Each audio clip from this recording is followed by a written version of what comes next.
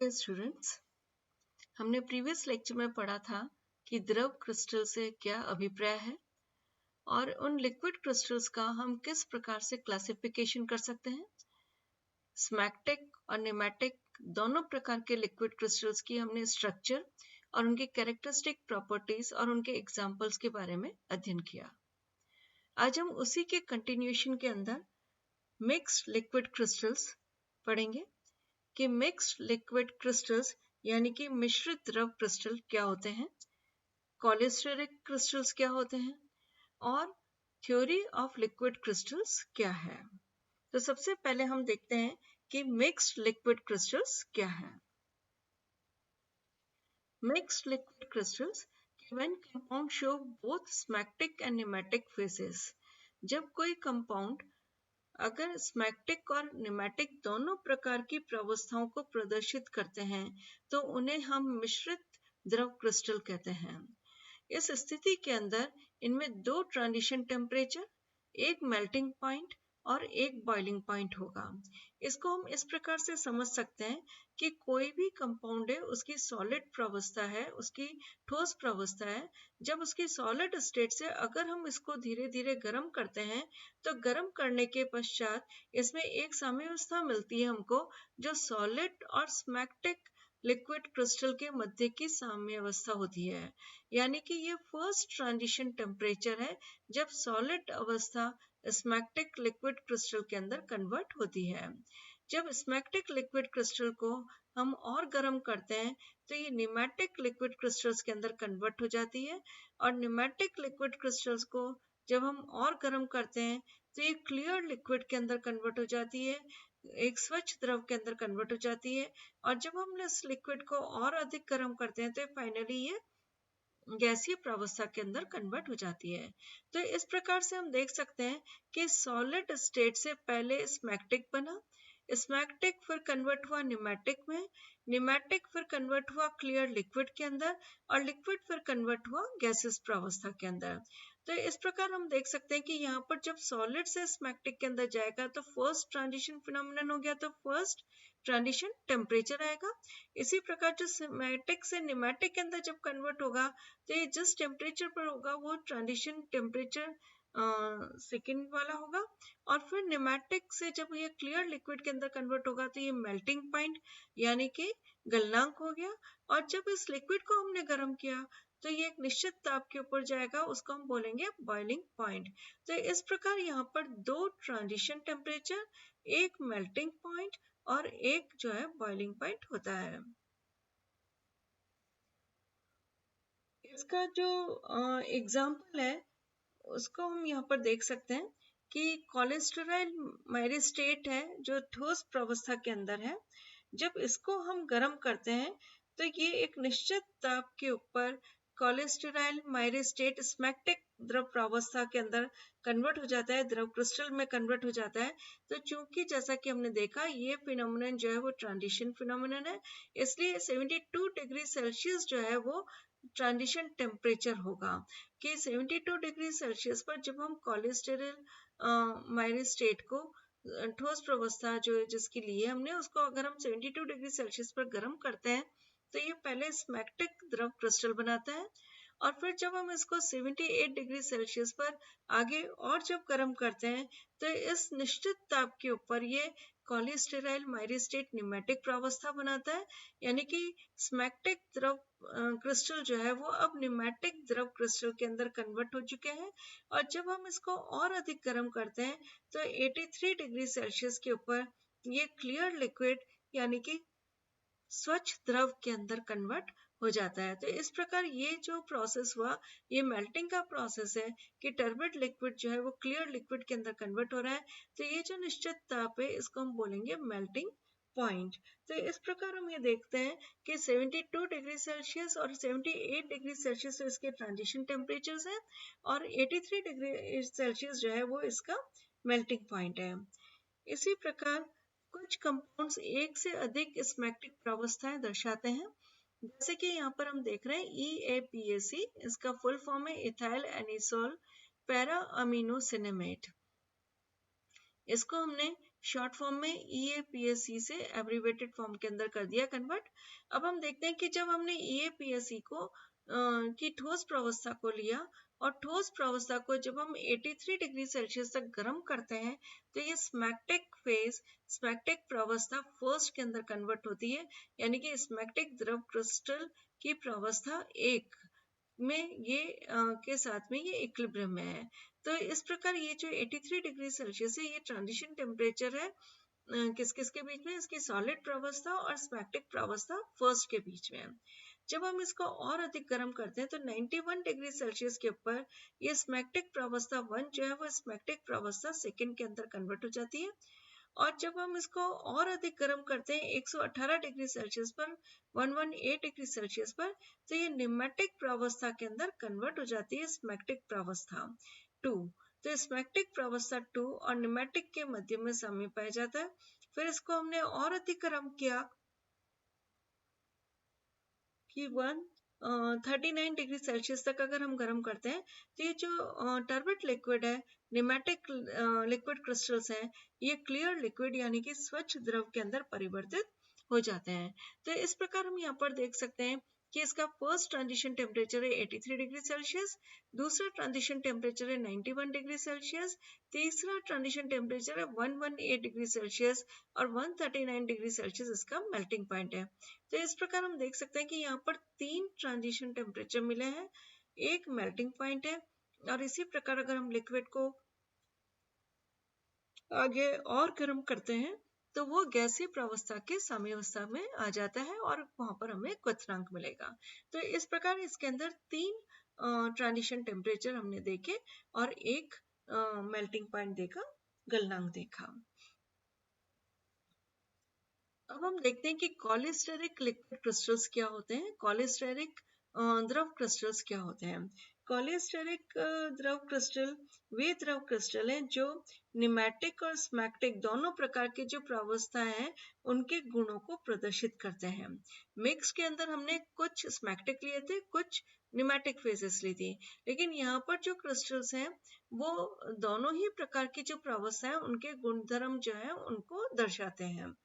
तो अगर ये द्रव क्रिस्टल अगर हम देखें तो ये स्मैक्टिक जो द्रव क्रिस्टल की भांति जो पोलराइज लाइट है उसके अंदर स्ट्रॉन्ग कलर इफेक्ट को दर्शाते हैं। इनकी जो संरचना होती है वो लेयर्ड होती है, सतही संरचना है, और सतह की जो मोटाई है वो स्मैक्टिक की तुलना में थोड़ी अधिक होती है। इनकी जो अगर हम सतह के अंदर देखें तो इसमें 500 to 5000 मॉलिक्यूल्स जो है वो आ सकते हैं।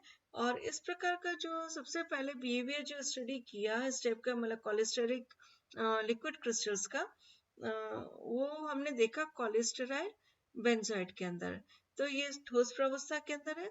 जब इसको 145 डिग्री सेल्सियस पर गर्म किया तो ये कॉलिस्टेरिक द्रव प्रावस्था के अंदर कन्वर्ट हो जाता है, कॉलिस्टेरल बेंजोइड की कॉलिस्टेरिक द्रव प्रावस्था। इसका तात्पर्य यह हुआ कि ये जो प्रावस्था है ये निमेटिक और स्मैक्टिक दोनों ही प्रकार की जो प्रावस्था है उनके गुणधर्म को दर्शाएंगी, उनकी कैरेक्टरिस्टिक प्रॉपर्टीज को एग्जिबिट करेंगी।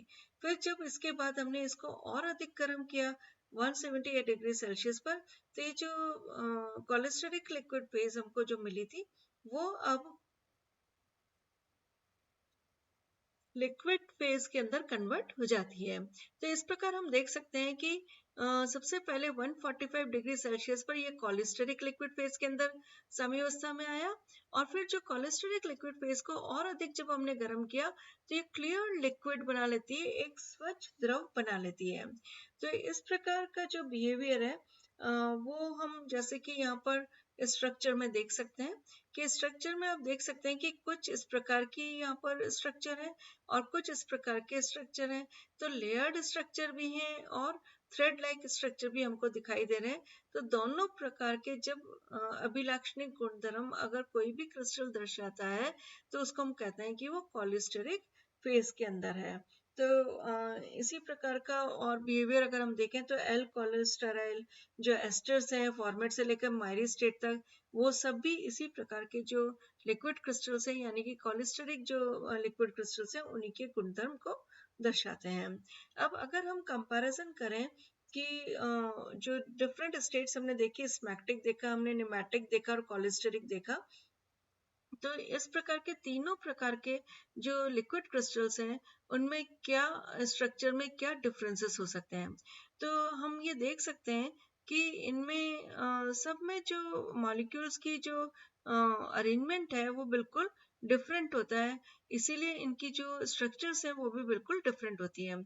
जैसा कि हमने प्रीवियस लेक्चर में देखा था कि जो स्मैक्टिक फेज है उसमें जो मॉलिक्यूल्स हैं वो पैरेलल और लेयर्ड स्ट्रक्चर के अंदर अरेंज होते हैं, और जरूरी नहीं है कि हर लेयर के जो मॉलिक्यूल्स हों वो आपस में परस्पर समानांतर हो, परस्पर पैरेलल हो, और जो लेयर्स हैं उनके बीच में भी जो दूरी है बिल्कुल नियमित, बिल्कुल एक रेगुलर उसमें मेजर में रहती है कि इतनी इसमें निश्चित दूरी दोनों परतों के मध्य में पाई जाएगी।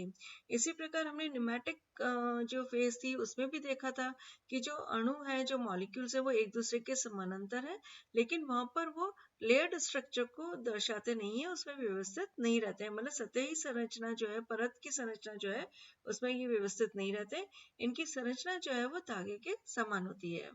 तीसरे प्रकार का जो अभी हमने देखा कोलेस्ट्रॉलिक प्रावस्था, जिसमें हमने ये कहा कि अणु की जो संरचना है वो तो सतही होती है, और ये जो सतह है वो एक दूसरे के साथ कुछ कोण पर होती है, जैसे आप यहाँ पर देख सकते हो एक ये है और दूसरा ये है, तो इन दोनों के मध्य में कुछ कोण उपस्थित है। तो इस प्रकार जो हम देख सकते हैं यहाँ पर कि कोलेस्ट्रॉलिक के अंदर कई अलग अलग फेजेस हैं, और ये कुछ एक निश्चित एंगल के ऊपर होती हैं, लेकिन जो एंगल का मान भी हम देख रहे हैं कि अलग अलग जगह अलग अलग मान है। इसका तात्पर्य ये हुआ कि जो कोण का मान है वो भी स्थिर नहीं रहता है, और जिसके कारण इसकी जो संरचना है वो स्पाइरल फॉर्म में होती है, यानी कि सर्पिलाकार संरचना बन जाती है, और इनके मध्य में थोड़ा बहुत रिक्त स्थान मिलता है, और जहाँ पर ये प्रकाश का विवर्तन कर अलग अलग ताप पर अलग अलग रंग प्रदर्शित करती है, क्योंकि जो भी प्रकाश के विवर्तन के आधार पर, जो हमने ये कहा था कि अलग अलग टेम्परेचर के ऊपर अलग अलग वेवलेंथ दर्शाती हैं, इसका मतलब ये अलग अलग जो कलर्स हैं उनको रिप्रेजेंट करती हैं। तो इस प्रकार हमने देखा कि जो मेसोमॉर्फिक स्टेट है उसकी जो डिफरेंट प्रावस्था है, डिफरेंट जो फेजेस हैं, उनको जब गर्म करते हैं तो ये निश्चित ताप के ऊपर द्रव के अंदर परिवर्तित हो जाती है, और जो मॉलिक्यूल्स हैं वो भी इधर उधर मूव करते हैं, तो इसके कारण क्या होगा, ये आइसोट्रॉपिक जो है उसको ये दर्शाएंगे, यानी कि समदेशिकता जो है उसको ये दर्शाते हैं। अब हम देखते हैं थ्योरी ऑफ लिक्विड क्रिस्टल्स, यानी कि द्रव क्रिस्टलों का सिद्धांत क्या है।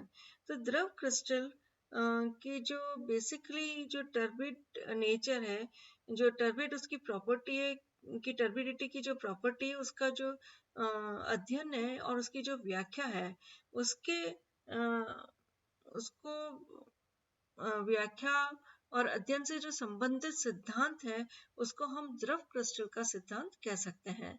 इसका तात्पर्य क्या हुआ कि हमने ये देखा कि जो लिक्विड क्रिस्टल्स हैं वो टर्बिड लिक्विड है, और उनकी जो टर्बिडिटी का ये जो प्रॉपर्टी है उसके जो स्टडी है और उसका एक्सप्लेनेशन है, उससे रिलेटेड जो सिद्धांत है उसको हम बोलते हैं थ्योरी ऑफ लिक्विड क्रिस्टल्स। सबसे पहले लेहमान ने माइक्रोस्कोप के अंदर स्टडी किया इनको, और उन्होंने ये कहा कि ये इनके जो कण है वो माइक्रोस्कोप से हम नहीं देख सकते हैं, नहीं हम इनको फिल्टर पेपर के थ्रू फिल्टर कर सकते हैं। तो इसके आधार पर उन्होंने जो द्रव क्रिस्टल है उनको उन्होंने कहा कि ये होमोजेनस सिस्टम है, एक समांगी तंत्र हम इसको मान सकते हैं, और इनकी जो आविल प्रकृति है वो बेसिकली प्रकाशिक प्रभाव के कारण होती है। अब हम देखेंगे स्वयं थ्योरी ऑफ लिक्विड क्रिस्टल्स कि द्रव क्रिस्टलों का समूह सिद्धांत जो है वो क्या है।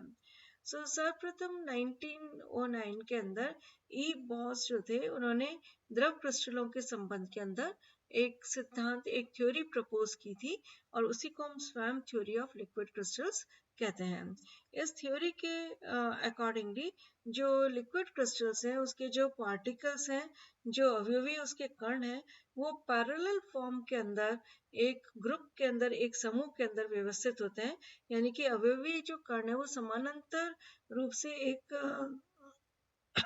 एक समूह के अंदर व्यवस्थित होते हैं। और एक समूह के कण जो है, एक समूह के एक ग्रुप के जो पार्टिकल्स हैं, दूसरे जो ग्रुप है उसके पार्टिकल्स के साथ में पैरेलल नहीं होते हैं। ग्रुप्स जो है वो तो समानांतर रूप से होंगे, लेकिन जो समूह के अंदर जो कण हैं वो एक दूसरे के एक समूह के से अगर हम दूसरे समूह का कंपैरिजन करें तो उनके साथ वो पैरेलल नहीं होंगे। तो इस प्रकार संपूर्ण क्रिस्टल के अंदर ये समूह जो होते हैं, जो ग्रुप्स जो होते हैं, ये अव्यवस्थित रूप से वहां पर विन्यासित रहते हैं। तो मीन्स ऑर्डरली अरेंज नहीं रहते ये, अव्यवस्थित रूप से किसी भी प्रकार से वहां पर अरेंज हो जाते हैं। और जो each group acts as small crystal, जो प्रत्येक समूह है वो एक छोटे क्रिस्टल की भांति व्यवहार करता है। और द्रव क्रिस्टल की जो आविलता है, जो टर्बिडिटी है, उसका कारण क्या होगा? उसका कारण है स्कैटरिंग ऑफ लाइट, यानी कि प्रकाश का प्रकीर्णन। तो इन समूह के अंदर प्रकाश का प्रकीर्णन होता है, इसी के कारण इनमें आविलता पाई जाती है। आविलता का ये गुण प्रदर्शित करते हैं। फिर लिक्विड क्रिस्टल ये विषम देशिकता का गुण प्रदर्शित करते हैं, यानी हेट्रोट्रॉपिक इन नेचर होते हैं। और जैसे जैसे इनका ताप बढ़ाते हैं वैसे वैसे इनकी जो मॉलिक्यूलर वेलोसिटी है, आणविक गति है, वो बढ़ जाएगी। जब आणविक गति बढ़ेगी तो क्या होगा कि जो भी दो ग्रुप्स हैं, जो अभी हमने कहा कि अलग अलग हैं, उनके कण, अब उनके जो मॉलिक्यूल्स हैं वो आपस में मिल जाएंगे। जब उनके मॉलिक्यूल्स आपस में मिल जाएंगे तो हम क्या कहेंगे कि ग्रुप जो है उसका आकार जो है वो छोटा हो गया। तो जब आकार छोटा हो जाएगा तो फिर एक निश्चित ताप पर इनकी जो आविलता है, इनकी जो टर्बिडिटी है, वो बिल्कुल समाप्त हो जाएगी। वो बिल्कुल क्लियर लिक्विड के अंदर कन्वर्ट हो जाएगी, एक स्वच्छ द्रव के अंदर परिवर्तित हो जाएगी। तो उस स्थिति के अंदर ये प्रकाश का प्रकीर्णन नहीं करते हैं, तब ये समदेशिकता का गुण दर्शाते हैं। इसका तात्पर्य क्या हुआ कि जब ये आविल द्रव थे, जब टर्बिड लिक्विड थे, तो ये प्रकाश का प्रकीर्णन का गुण दर्शा रहे थे, ये विषम देशिक थे नेचर के अंदर। लेकिन जैसे ही हमने टेम्परेचर को बढ़ाया तो ये ग्रुप्स आपस में मिक्स हो गए, उनके कण जो है वो आपस में मिल गए। आपस में मिल गए तो समूह का जो आकार है, ग्रुप का जो आकार है, वो छोटा हो गया। और जब छोटा हो गया तो इनकी आविलता समाप्त हो गई। आविलता समाप्त हो गई तो ये क्लियर लिक्विड के अंदर कन्वर्ट हो गए। जब क्लियर लिक्विड बन गया तो क्लियर लिक्विड जो होता है वो समदेशिकता का गुण दर्शाता है, आइसोटॉपिक इन नेचर होता है। तो इस प्रकार ये प्रकाश का प्रकीर्णन अब नहीं करेंगे। लेकिन इसके विपरीत अगर हम द्रव का ताप वापस से कम कर दें तो पूरा के पूरा जो प्रोसेस है वो वापस से ऑपोजिट डायरेक्शन के अंदर चलने लग जाता है, यानी कि क्लियर लिक्विड वापस से टर्बिड लिक्विड के अंदर कन्वर्ट हो जाएगा और उसी प्रकार से वो वापस से ग्रुप्स के अंदर अरेंज हो जाएगा। अब इस सिद्धांत की क्या लिमिटेशन है, क्या सीमाएं हैं? तो इस सिद्धांत के आधार पर कुछ हमने यहाँ पर पॉइंट्स लिखे हैं जिनको हम इन जो थ्योरी है, इस सिद्धांत के आधार पर ये एक्सप्लेन नहीं किए जा सके, इनकी व्याख्या नहीं की जा सकी। जैसा कि हमने कहा था कि जो ऑर्गेनिक कंपाउंड, जो लॉन्ग चेन कंपाउंड्स हैं और उनके अंदर हमने टर्मिनल एंड्स पे कुछ ग्रुप्स और उनके मध्य में कुछ बंध की भी व्याख्या की थी, वो ही द्रव क्रिस्टल के जो गुण है उनको दर्शाते हैं। लेकिन जो स्मॉल चेन कंपाउंड्स हैं, they do not show such property. तो इसका क्या कारण है कि जो छोटे जो चेन वाले जो कंपाउंड्स हैं, ये क्यों नहीं, लघु श्रृंखला जो यौगिक हैं, ये क्यों नहीं द्रव क्रिस्टल की प्रॉपर्टीज गुण को दर्शा पाते हैं? दूसरा ये है कि change of turbidity to clear liquid, कि जो आविल द्रव से ये जैसे एक निश्चित ताप पर ये समाप्त हो जाता है और स्वच्छ द्रव के अंदर परिवर्तित हो जाता है। तो इस प्रकार का जो परिवर्तन है, इस प्रकार का जो चेंज है, इसकी व्याख्या भी इस सिद्धांत के अंदर नहीं की गई, क्लियरली नहीं की गई थी। फिर stair like structure of smectic crystals, की जो स्मैक्टिक क्रिस्टल्स हैं उनका जैसा कि हमने बताया कि ये सीढ़ी नुमा स्ट्रक्चर होता है, सीढ़ी नुमा संरचना है। तो इसका भी क्या कारण होगा, इसकी भी इसमें बहुत अच्छे से व्याख्या नहीं की गई थी। तो इस प्रकार हमने देखा कि द्रव क्रिस्टल का सिद्धांत, समूह सिद्धांत क्या है और इसकी सीमाएं क्या है। अब हम नेक्स्ट लेक्चर के अंदर बहुत ही इम्पोर्टेंट टॉपिक लिक्विड क्रिस्टल्स की एप्लीकेशंस के बारे में अध्ययन करेंगे और उसमें भी पर्टिकुलरली थर्मोग्राफी और 7 सेगमेंट सेल, 7 खंड सेल के बारे में हम अध्ययन करेंगे। जैसा कि आप जानते हैं कि थर्मोग्राफी की काफी उपयोगिताएं हैं, तो इसलिए हम उसके ऊपर विस्तार से अध्ययन करेंगे।